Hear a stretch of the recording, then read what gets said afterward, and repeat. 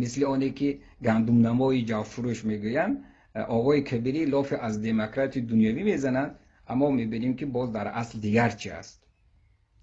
امروز تماما در عقل تصوری من نمیگنجد که یک عده جوان ها بروند در یک جای تمرین کنند بیایند که برای تاجیکستان جهاد کنند.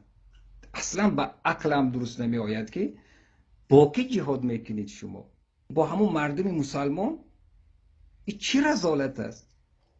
رذیلترین عمل آن است که در جامعه مسلمانی مبارزه سیاسی چهره دینی دادن، این خیلی رذیلت است که در وقتش همین کار کردن که ما جهاد میکنیم، یعنی تاجیک خودشون میکشتن. برای چی؟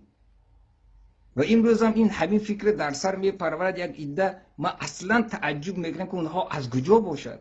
این مگر خیانت نیست؟ این خیانت آشکار است که تو بیای ملت خودت به جهاد اعلان کنی، ملتی که مسلمان است.